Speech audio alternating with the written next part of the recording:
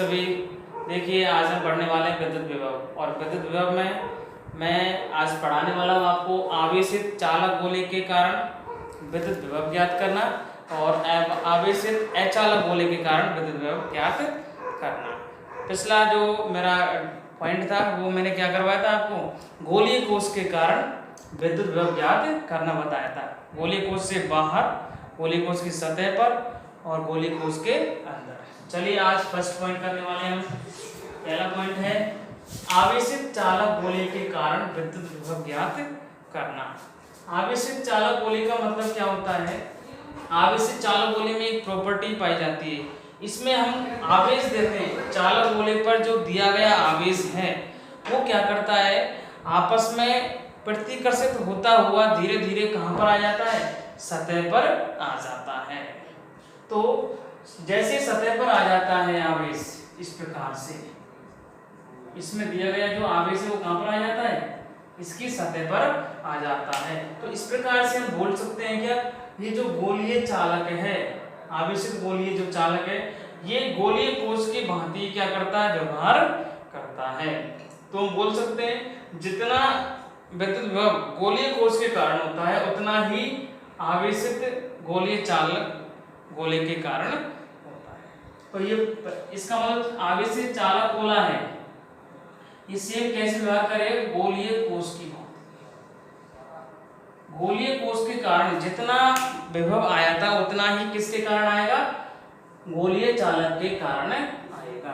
किसके कारण आएगा, गोलीय चालक के कारण आएगा। तो अब हम नेक्स्ट पॉइंट पढ़ने वाले हैं आवेशित गोलीय अचालक। अचालक गोला है आपके पास, अब हम अचालक गोले के कारण पढ़ने वाले हैं।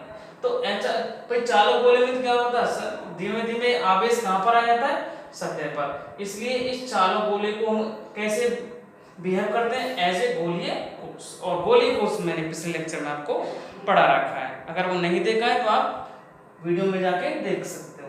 नेक्स्ट पॉइंट है अचालक गोले। तो अचालक गोले में क्या होता है, अचालक गोले को जो दिया गया आवेश है वो उसके आयतन में वितरित हो जाता है समान रूप से। अचालक गोले को दिया गया जो आवेश है वो सतह पर नहीं वितरित होता है, वो उसके आयतन में क्या होता है, वितरित हो जाता है। कैसे, उसको देखते हैं हम।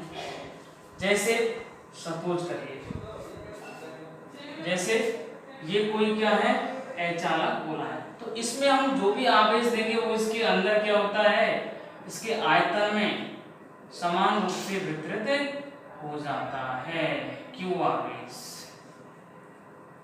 और इसका ये केंद्र हो गया और ये आर क्या मान ली मैंने, इसकी त्रिज्या, वो केंद्र है इसका। तो इसके कारण हमें क्या करना है, अब विद्युत विभव ज्ञात करना है। फर्स्ट पॉइंट वही, सबसे पहले इस गोलीय कोश अचालक गोले के बाहर, अचालक गोले के बाहर मान लीजिए कोई बिंदु क्या है, P है, इसकी डिस्टेंस कितनी है, R दूरी पर कोई बिंदु है। फिर कहां पर ज्ञात करेंगे, सतह पर। फिर कहां ज्ञात करेंगे, इसके अंदर। 3 केस पढ़ने वाले हैं। फर्स्ट पॉइंट, जब बिंदु P बाहर स्थित हो। बाहर स्थित का मतलब small r is greater than क्या होगा, कैपिटल R। कैपिटल R क्या है, इसकी त्रिज्या है। अचालक गोले की क्या है, त्रिज्या है। तो हम बाहर कैसे ज्ञात करें, तो विभव का फॉर्मूला आपने पढ़ा होगा, कहां से, विद्युत विभव की परिभाषा से। विद्युत विभव की परिभाषा क्या थी, V बराबर minus infinite to R e dr। पढ़ा है ना फॉर्मूला सभी ने, आई बच्चों समझ में, e dr। वही पॉइंट, E का मान क्या होगा यहाँ पर, E क्या होगा इसके लिए बताइए भाई। बिंदु आवेश के कारण एक तरह से यहाँ बिंदु आवेश पड़ रहा है, तो इसका मान E कितना आएगा अपना, KQ/R²। E की वैल्यू रख सकते हैं क्या इसमें, V बराबर minus infinite to R, E की वैल्यू क्या है, KQ/R² और dr। माइनस KQ तो बाहर आ गया, इनफिनिट टू R की पावर स्क्वायर हो जाएगा -2 dr।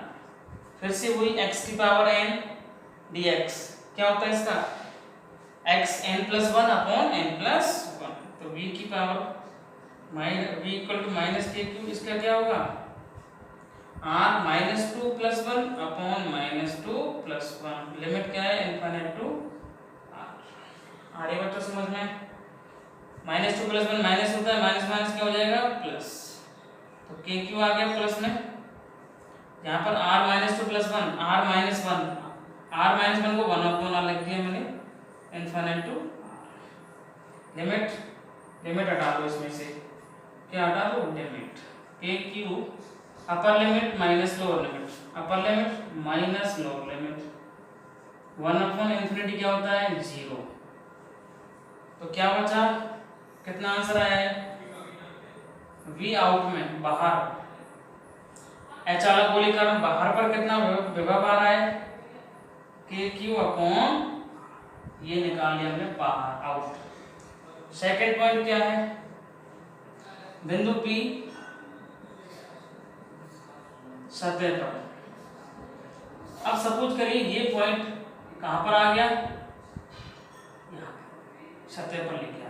तो इसमें आपको दिखाई दे रहा सीधा स्मॉल r इक्वल किसके हो गया कैपिटल R के हो गया क्या। तो इसका मतलब सतह पर क्या होगा v सरफेस कितना के क्यू अपॉन स्मॉल r क्या बन जाएगा कैपिटल, क्या बन जाएगा कैपिटल। ये कहां पर निकाल दिया हमने सतह पर। थर्ड केस क्या कहता है P बिंदु कहां पर आ जाए अचालक गोले के अंदर। तो इसका मतलब ये कहना चाह रहा है ये अचालक गोला है और ये क्या है इसकी रेडियस, ये आवेश है इसमें, आवेश क्या है इसमें कैपिटल क्यू। इसको आप स्मॉल कर लो, क्या कर लो क्योंकि डेरिवेशन में हमने क्या किया स्मॉल क्यू लिया। तो क्यू आवेश है ये इसमें भी। अब ये पॉइंट कहां पर आ गया, पहले यहां था फिर यहां था, अब यहां पर आ गया इस पॉइंट। ओके इसमें क्या केस बन रहा है, इसका मतलब कैपिटल आर है ग्रेटर देन स्मॉल। आए बच्चों समझ में बात। तो इसका मतलब इसमें भी हम क्या करेंगे, इसको इनफाइनाइट से ले जाएंगे पहले कहां तक r तक और फिर r से स्मॉल। तो इसमें क्या बनेगा फॉर्मूला क्या होता है इसमें वही same infinite to r ed। पर इसमें क्या होगा ये जो लिमिट है ये फिर से दो भागों में क्या होगी डिवाइड होगी।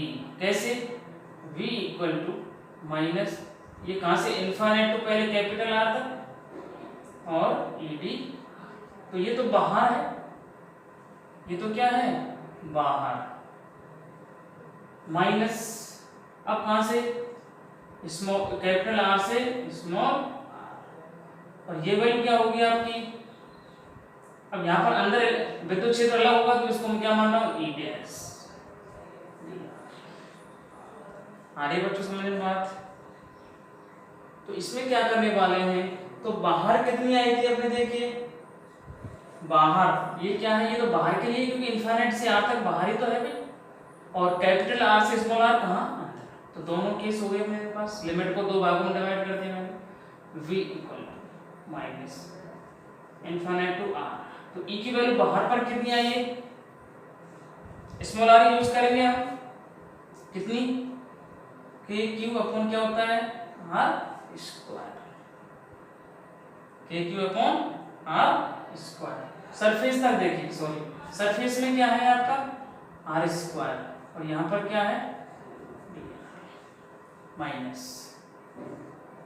कैपिटल R से स्मॉल। अब ई डैश का मतलब इसके अंदर बात करें हम यहां पर। तो यहां पर हम क्या करेंगे यूज किसका करेंगे के क्यू अपॉन r स्क्वायर। और इसको बैलेंस करने के लिए हम क्या करेंगे r अपॉन r से इसको मल्टीप्लाई कर और dr तो आपका चल ही रहा है इस प्रकार से। आई बच्चों समझ में बात। यहाँ पर देख लीजिए एक बार कंसेप्ट भाई, इसमें हमने कैपिटल R क्यों लिया है क्योंकि अंदर भी यहाँ पर इस डिस्टेंस ये है r, बाहर क्या थी आपकी स्मॉल r, इनफाइनाइट से कैपिटल R बाहर है। सॉल्व करिए इसको। सॉल्व करते हैं, देखिए v इक्वल टू माइनस के क्यू तो बाहर आ गया आपका, फिर से वही इन्फिनिट टू आर की power minus two D R इसमें बात माइनस, देखिए ये कितना आ रहा है यहाँ पर के क्यू, ये R square into R Q हो गया क्या, बाहर आ गया, क्या बचेगा आर से आर डी आर, देख लो बचेगा ना बिल्कुल R D are.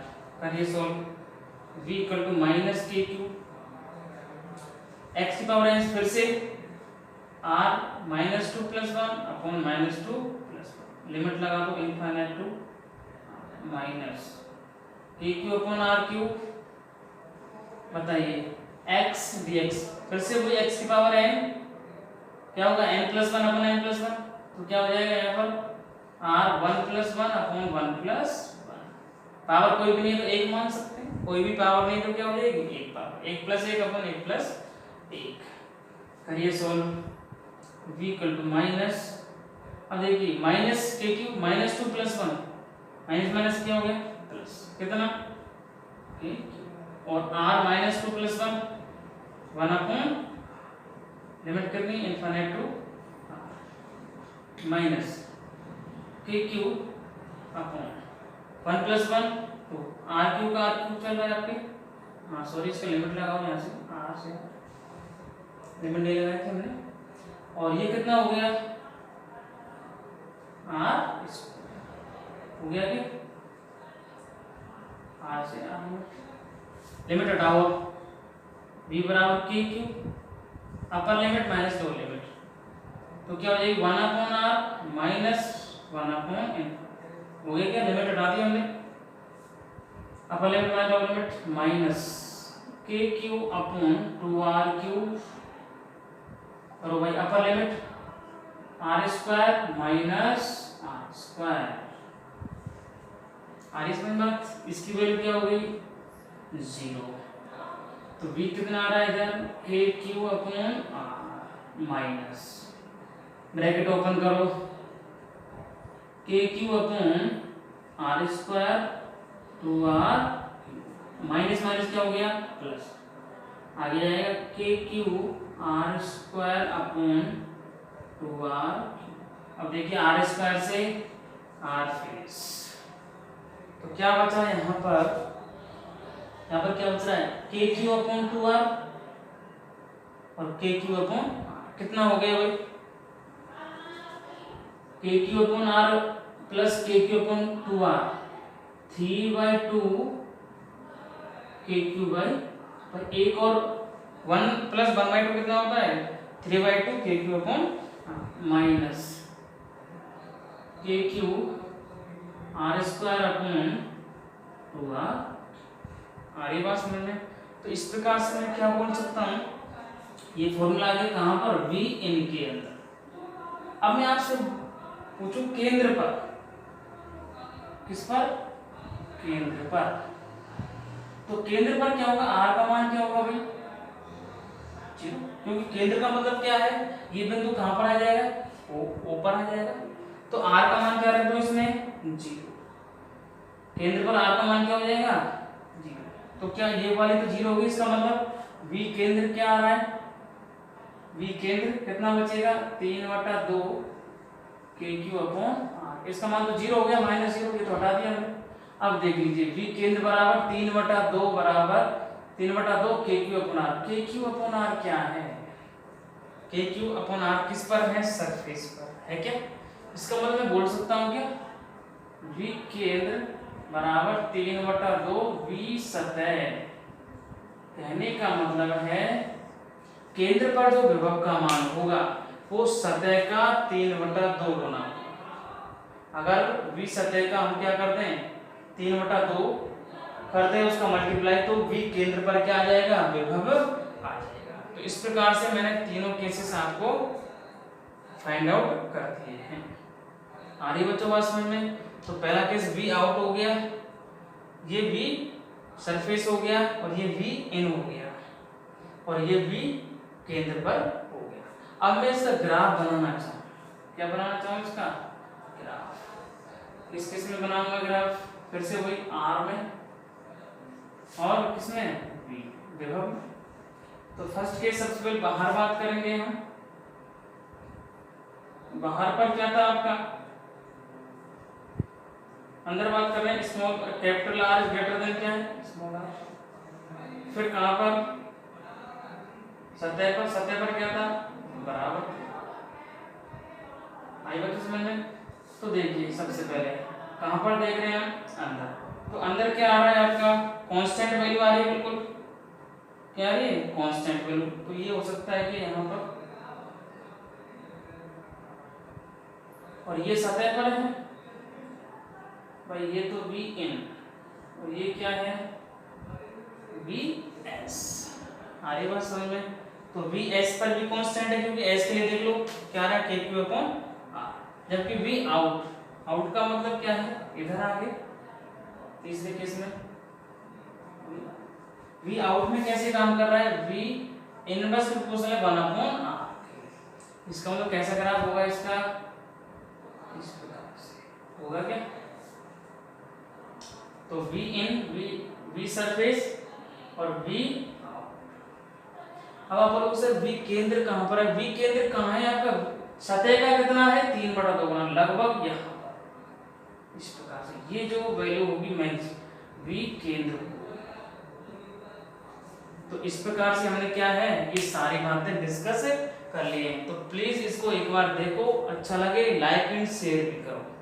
Thank you.